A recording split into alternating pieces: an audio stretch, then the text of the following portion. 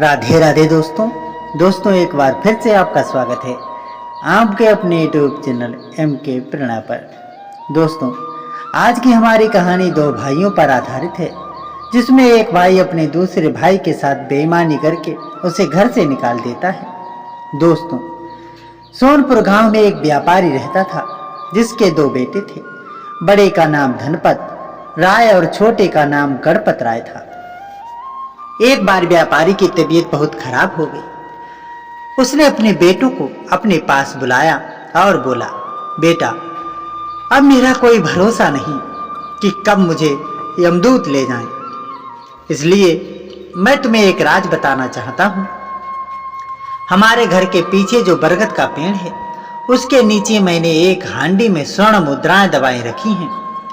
जब भी तुम्हें बहुत जरूरत हो तभी उन्हें निकालना, वरना अपनी मेहनत की कमाई से गुजारा करना। ये सुनकर दोनों भाई सहमति में सिर हिलाते हैं और अपने पिता से कहते हैं, पिताजी, आपको कुछ नहीं होगा, आप चिंता ना करें। इतना कहकर वे दोनों काम पर चले जाते हैं। शाम को जब दोनों भाई लौटे तो देखा कि उनके पिता की मृत्यु हो चुकी है। दोनों भाई शोक में डूब गए। कुछ समय तक उन्हें बरगद के पेड़ के नीचे दबी स्वर्ण मुद्राओं की हांडी का ख्याल ही नहीं आया। बड़ा भाई धनपत राय थोड़ा लालची था, जबकि गणपत राय बहुत सीधा साधा व्यक्ति था। एक रात जब दोनों भाई छत पर सो रहे थे, धनपत राय को एक विचार आया, क्यों ना इस धन को अकेले ही हड़प लिया जाए। ये सोचकर वह रात को उठा, बरगद के पेड़ के नीचे से हांडी खोद करके निकाल लिया और उसे दूसरी जगह दबा दिया। फिर वापस आकर अपने भाई के पास सो गया। अगली सुबह जब धनपत राय सो रहा था, गणपत उसके पास आया और उसे जगा करके बोला, भैया जल्दी उठो, देखो बरगद के पेड़ के नीचे से किसी ने हमारी स्वर्ण मुद्राओं वाली हांडी निकाल ली है। ये सुनकर धनपत राय एकदम से उठा और बोला, ये क्या बोल रहा है तू? गणपत ने कहा, हाँ भैया, मैं सही बोल रहा हूँ, आप चल करके देख लीजिए।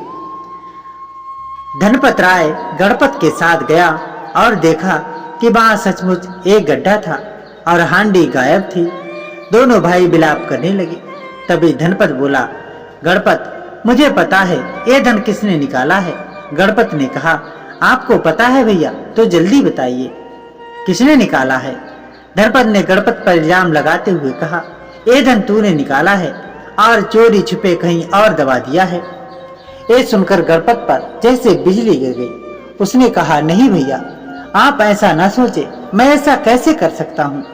मैं अपने भाई के साथ कभी बेईमानी नहीं कर सकता।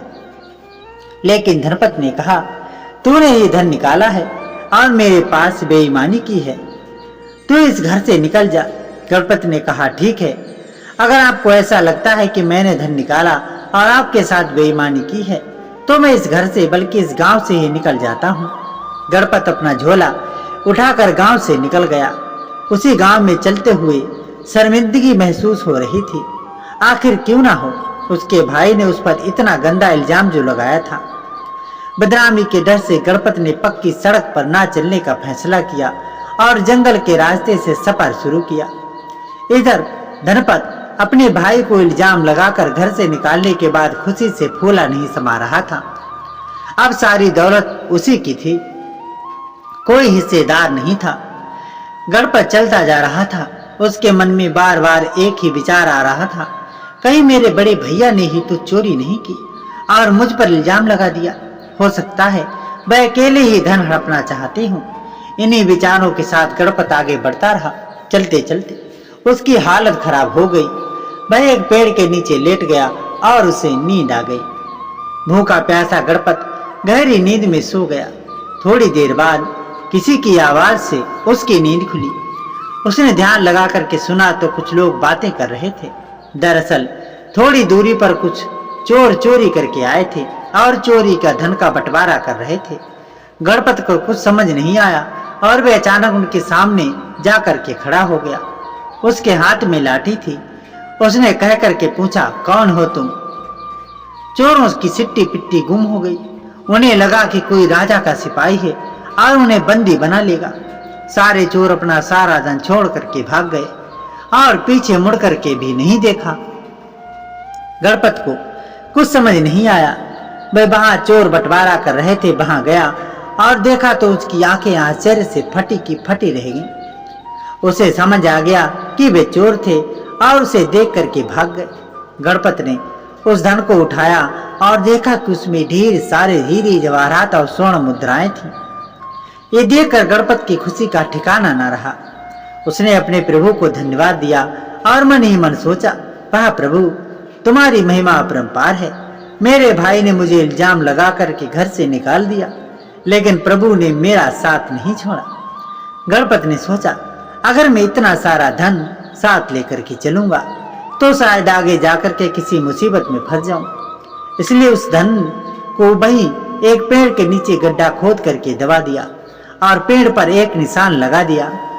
गणपत अंधेरे रास्ते में चलते जा रहा था। कुछ दूर चलने पर लुटेरों ने उसे घेर लिया और कड़क करके पूछा, जो भी तेरे पास है निकाल दे, वरना अपनी जान से हाथ धो बैठेगा। गणपत ने कहा, हुजूर, मेरे पास कुछ नहीं है। मैं तो मुसीबत का मारा हूं, जिसे उसके भाई ने घर से निकाल दिया है। लुटेरों ने उसकी तलाशी ली, लेकिन कुछ नहीं मिला। लुटेरों का सरदार बोला, कोई बात नहीं, अगर इसके पास कुछ नहीं है तो भी ये हमारे काम का है। इसे लेकर अपने ठिकाने पर चलो, हमें इसकी हम बलि देंगे। ये सुनकर गणपत के होश उड़ गए, लेकिन उसके पास कोई चारा न था। लुटेरे उसे अपने ठिकाने पर ले गए और बलि की तैयारी करने लगे। गणपत समझ गया कि वह बड़ी मुसीबत में फंस गया है। फिर भी उसने खुद को शांत किया और सोचने लगा कि अपनी जान कैसे बचाई जाए। सोचते सोचते उसे चोरों वाली स्वर्ण मुद्राओं का ख्याल आया। उसने लुटेरों के सरदार से कहा, माए बाप, अगर आप मेरे प्राण बख्श दें और मुझे अपने गिरोह में शामिल कर लें तो मैं आपको 200 स्वर्ण मुद्राओं का पता बता सकता हूँ। सरदार हंसा और बोला, अभी तो तू कह रहा था कि मेरे पास कुछ नहीं है, ये स्वर्ण मुद्राएं कहाँ से आ गईं? तू हमें उल्लू बना रहा है। गणपत ने कहा, नहीं सरदार, रात को जब मैं सो रहा था कुछ चोर चोरी करके आए थे और मेरे पास बैठ करके बंटवारा करने लगे। अचानक मैं उठ खड़ा हुआ तो वे डर करके भाग गए। मैंने सारी स्वर्ण मुद्राएं और हीरे जवाहरात एक पेड़ के नीचे दबा दिए हैं। यदि आप मेरी जान बख्श देंगे और मुझे अपने गिरोह में शामिल करें तो मैं आपको उस जगह ले चल सकता हूँ। सरदार ने कहा, ठीक है, हम तुम्हें अपने गिरोह में शामिल करेंगे। अभी उस स्थान पर ले चल जहाँ तूने स्वर्ण मुद्राएं दबाई हैं। गणपत उन्हें उस पेड़ के पास ले गया जहाँ उसने निशान बनाया था। उसने गड्ढा खोदा और 2000 स्वर्ण मुद्राएं व हीरे जवाहरात निकाल करके सरदार को दे दिए। सरदार बहुत खुश हुआ और गणपत को अपने गिरोह में शामिल कर लिया। स्वर्ण मुद्राएं लेकर जब लुटेरे गणपत को अपने ठिकाने पर ले जा रहे थे, गणपत उनके हाथ साथ जा तो रहा था, लेकिन बहुत दुखी था। उसने मन में प्रतिज्ञा ली, मेरे भाई ने मुझे घर से निकाल दिया और ईश्वर ने जो स्वर्ण मुद्राएं दी ये लुटेरे भी मुझसे छीन ले गए। कोई बात नहीं, एक दिन मैं इन लुटेरों की मृत्यु का कारण बनूंगा। गणपत 6 महीने तक लुटेरों के साथ रहा। इस दौरान उसने उन पर अपना विश्वास जमा लिया। लुटेरों का सरदार उसे अपना मित्र मानने लगा था। एक दिन गणपत ने सरदार से कहा, मित्र, मुझे अपने घर वालों की याद आ रही है, मैं कुछ समय के लिए घर जाना चाहता हूँ। सरदार ने कहा, ठीक है मित्र, 1 हफ्ते आराम से रह करके अपने घर वालों से मिलकर के वापस आ जाना। लुटेरों से विदा लेकर गणपत वहां से निकला। वह अपने घर न जाकर राजमहल की ओर चल पड़ा। राजमहल पहुंचकर उसने दरबान से कहा, मुझे जगवा लुटेरों के बारे में सब कुछ पता है, महाराज को कुछ बताना है। जगवा लुटेरा वही सरदार था जिसका आतंक पूरे राज्य में छाया था। सिपाही ने राजा को सूचना दी। महाराज ने गणपत को अपने सामने पेश करने का आदेश दिया। महाराज ने गणपत से पूछा, क्या तुम जगवा के बारे में क्या जानते हो? उसने हमारे राज्य में बहुत आतंक मचा रखा है। अगर तुम कुछ जानते हो तो इनाम के हकदार होगे। गणपत ने कहा, महाराज की जय हो, मैं आपसे एकांत में बात करना चाहता हूँ। मंत्री ने कहा, रे मूर्ख, यहाँ जितने लोग हैं सब महाराज के विश्वास पात्र हैं, तू सबके सामने बात कर। लेकिन महाराज ने कहा, अगर ये नौजवान अकेले में बात करना चाहता है तो हम अकेले में बात करेंगे। महाराज गणपत को अपने कक्ष में ले गए और पूछा, बताओ क्या बात है। गणपत ने कहा, महाराज सबसे पहले आप अपने मंत्री को गिरफ्तार करवाइए। राजा ने पकड़कर पूछा, ऐसा क्यों? गणपत बोला, महाराज आपके राज्य की सारी खबरें, जैसे कहां से सामान जा रहा है, कहां उतरना है, कहां डकैती करनी है, ये सारी सूचनाएं आपका मंत्री ही जगवा तक पहुंचाता है। ये सुनकर राजा को यकीन नहीं हुआ, लेकिन कुछ सोचकर उन्होंने सिपाही को आदेश दिया, महामंत्री को गिरफ्तार करो। जैसे ही महामंत्री को गिरफ्तार किया गया, वह तोते की तरह बोलने लगा, रे मूर्ख गणपत, तूने मुझे गिरफ्तार करवाया, अब जगवा तुझे नहीं छोड़ेगा। उसे पता चलेगा कि तूने उसे धोखा दिया तो वह तेरे टुकड़े टुकड़े कर देगा। महाराज सन्न रह गए। उन्होंने मंत्री से कहा, दगाबाज, तू कितने दिनों से हमारे राज्य को खोखला कर रहा था, आज हमें तेरे बारे में सच पता चला। उसके बाद महाराज ने गणपत से सारी बात सुनी। गणपत ने शुरू से अंत तक की कहानी महाराज ने उसकी पीठ थपथपाई और कहा, शाबाश नौजवान, तुमने जो किया वह साधारण काम नहीं है। तुम जैसे नौजवान ही हमारे राज्य की शान है। बताओ अब हमें क्या करना चाहिए? गणपत ने कहा, महाराज मैं 4 दिन बाद जगवा के पास जाऊंगा। मुझे 500 सिपाही दे दीजिए जो उसे गिरफ्तार कर सकें। महाराज को यह सुझाव पसंद आया। गणपत 4 दिन तक राजमहल में रहा। उसके खाने पीने रहने की उचित व्यवस्था की गई। चौथे दिन वह 500 सिपाहियों के साथ जगवा के अड्डे की ओर चल निकला। वहां पहुंचकर सिपाहियों ने अचानक हमला बोल दिया। जगवा भी चालाक था, लेकिन इस अचानक हमले से वह घबरा गया। जब तक उसे कुछ समझ आता, सिपाहियों ने उसे और उसके साथियों को बंदी बना लिया और कोड़ों से उसकी मार लगा दी। जगवा ने गणपत को देखा और समझ गया कि उसने धोखा दिया है। उसने कहा, गणपत, तूने मेरे साथ विश्वासघात किया है, मैं तुझे नहीं छोड़ूंगा। गणपत ने जवाब दिया, तू ऐसे बोल रहा है जैसे तू कोई अच्छा इंसान हो। तूने कितने लोगों को मारा, कितनों के घर उजाड़े, कितनी बहनों को विधवा किया, तुझे मृत्युदंड ही मिलेगा। सिपाहियों के साथ गणपत लुटेरों को लेकर महाराज के सामने हाजिर हुआ। महाराज बहुत खुश हुए। गणपत की राय से उन्होंने सभी लुटेरों को मृत्युदंड दे दिया और गणपत को अपना मुख्यमंत्री बना लिया। अब गणपत की सलाह से ही राजा राज्य चलाने लगे थे। कुछ समय बाद महाराज ने अपनी पुत्री का विवाह गणपत से कर दिया। एक दिन उन्होंने गणपत से कहा, पुत्र, मैं अब बूढ़ा हो गया हूँ, राजपाट की डोर अब तुम संभालो, क्योंकि मेरा कोई पुत्र भी नहीं है। कुछ दिन बाद गणपत का राज्य तिलक हुआ और वह राजा बन गया। उसके राज्य में कोई दुखी नहीं था, चारों ओर खुशहाली थी। उधर धनपत राय सारी दौलत जुए और शराब में गवा बैठा। उसके पास खाने के भी लाले पड़ गए।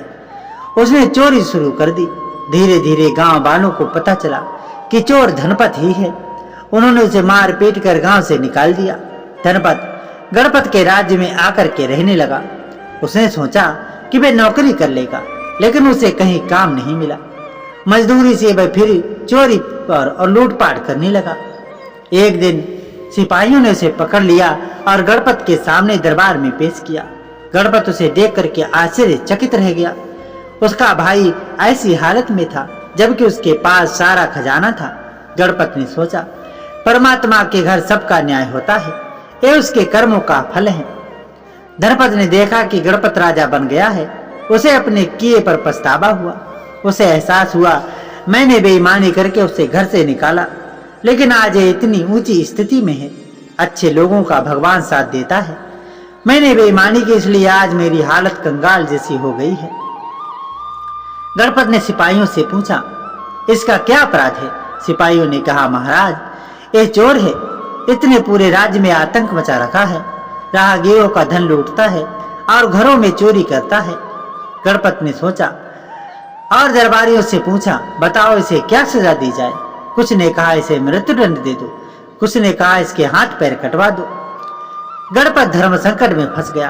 एक तरफ उनका फर्ज था क्योंकि वे राजा थे और न्याय करना उनका कर्तव्य था, दूसरी तरफ उनका भाई अपराधी बनकर के खड़ा था। गणपत के मन में कहा, भैया तूने ये क्या कर दिया? आज तुझे मुझे सजा देनी पड़ेगी, ये तेरे कर्मों का फल है। गणपत ने अपनी मनोस्थिति को नियंत्रित रखा और सिपाहियों को आदेश दिया, इसका एक हाथ और एक पैर काटकर इसे राज्य से बाहर फेंक दो। सिपाहियों ने आदेश का पालन किया और धनपत का एक हाथ और एक पैर काटकर उसे राज्य की सीमा से बाहर निकाल दिया। धनपत रोते बिलखते अपने भाग्य को कोस रहा था। तभी उसने देखा कि गणपत के सामने खड़ा होकर के रो रहा है। धनपत ने कहा, गणपत, ये तेरा कैसा न्याय है जिससे तो तू मुझे मृत्यु दंड दे देता। अब मैं एक हाथ और एक पैर की जिंदगी कैसे काटूंगा। गणपत ने कहा, भैया, उस समय मैं एक राजा था जिसे अपने कर्तव्य का पालन करना था। अब मैं एक भाई हूं जिसे भाईचारा निभाना है। मैंने तेरा हाथ और तेरा पैर कटवा दिया ताकि तू आगे चोरी ना कर सके, और यही तेरे जीवन की सच्ची बात है। ये तो मेरी कुछ स्वर्ण मुद्राएं हैं जो मैंने अपनी मेहनत से कमाई हैं। इन्हें ले जा। मेरा एक सिपाही तुझे राज्य से बाहर सुरक्षित स्थान पर छोड़ आएगा। इस धन से तू अपनी जिंदगी आराम से काट सकता है। धनपत की आंखों में आंसू आ गए। दोनों भाई गले मिलकर के रोने लगे। गणपत ने भारी मन से अपने भाई को विदा किया। सिपाही धनपत को एक सुरक्षित स्थान पर छोड़ करके वापस लौट आया। तो दोस्तों, जो भी हमारे द्वारा किए गए कर्म हैं, अच्छे हों या बुरे, वे हमारा पीछा नहीं छोड़ते। अच्छे कर्म का अच्छा फल और बुरे कर्म का बुरा फल हमें मिलकर ही रहता है। इसलिए हमें कभी बुरे कर्म नहीं करने चाहिए। सदा सत्य मार्ग पर चलते हुए दूसरों की सहायता करनी चाहिए। तो दोस्तों, आज की कहानी यही समाप्त होती है। आशा करते हैं आपको ये कहानी पसंद आई होगी। अगर कहानी पसंद आई है तो वीडियो को एक लाइक करें और हमारे चैनल MK प्रणा को सब्सक्राइब जरूर करें। तो मिलते हैं अगली शानदार कहानी के साथ। तब तक के लिए राधे राधे।